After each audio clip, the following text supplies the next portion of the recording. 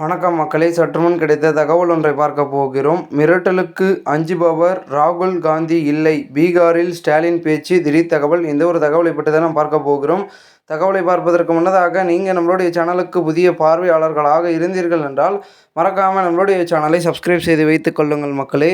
தற்பொழுது பீகாரில் நடக்கும் வாக்காளர் உரிமை யாத்திரையில் முதல்வர் ஸ்டாலின் கலந்து கொண்டார். காங்கிரஸ் மூத்த தலைவர் ராகுல் காந்தி உடன் இணைந்து இந்த பேரணியில் முதல்வர் ஸ்டாலின் பங்கேற்றார். வாக்காளர் பட்டியல் சிறப்பு திருத்த முறைக்கு எதிர்ப்பு தெரிவித்தும் வாக்காளர்கள் திருட்டு குற்றச்சாட்டை தெரிவித்தும் தேர்தல் ஆணையத்துக்கு எதிராக வாக்காளர் உரிமை யாத்திரை பேரணியில் ஸ்டாலின் கலந்து கொண்டார். காங்கிரஸ் மூத்த தலைவர் ராகுல் காந்தி சமீபத்தில் டெல்லியில் செய்தியாளர்களை சந்தித்தார். அப்பொழுது தேர்தலில் மிகப்பெரிய அளவில் மோசடி நடந்துள்ளதாக அவர் குற்றம் சாட்டினார்.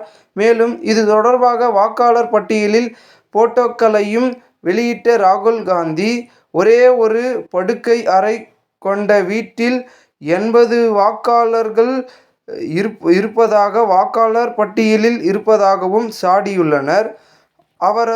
அவர் தனது புகாரில் டிஜிட்டல் வாக்காளர் பட்டியலை வெளியிட தேர்தல் ஆணையம் மறுப்பது ஏன், வீடியோ ஆதாரங்களை அழிப்பது ஏன், வாக்காளர் பட்டியலில் மிகப்பெரிய மோசடியை தேர்தல் ஆணையம் செய்வது ஏன், எங்கள் கேள்விகளுக்கு பதிலளிக்காமல் எதிர்க்கட்சிகளை மிரட்டுவது ஏன், பாஜகவின் ஏஜென்ட்டை போல தேர்தல் ஆணையம் செயல்படுவது ஏன் என்பது உள்ளிட்ட பல கேள்விகளை எழுப்பினார்.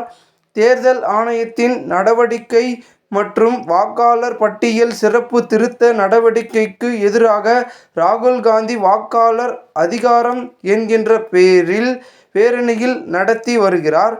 பீகாரில் முழுக்க பயணிக்கும் அவர் மக்களை களத்தில் சென்று சந்தித்து தேர்தல் ஆணையம் மீதான தனது குற்றச்சாட்டுக்கு ஆதரவு திரட்டி வருகிறார். பீகாரில் ராகுல் காந்தி தலைமையில் நடைபெறும் இந்த பேரணியில் தமிழக முதல்வர் மு.க.ஸ்டாலின் இன்று பங்கேற்றார். இந்த ஒரு தகவல் தற்போது அரசியல் வட்டாரங்கள் பேசும் பொருளாக இருக்கிறது. இந்த ஒரு தகவலை குறித்த பொதுமக்கள் உங்களுடைய கருத்துக்களை கூறுங்கள். போன்று நீங்கள் அரசியல் சார்ந்த நிகழ்வுகளாம் தினசரி தெரிந்து கொள்ள நம்மளுடைய சேனலை சப்ஸ்கிரைப் செய்து வைத்துக் கொள்ளுங்கள். நன்றி, வணக்கம்.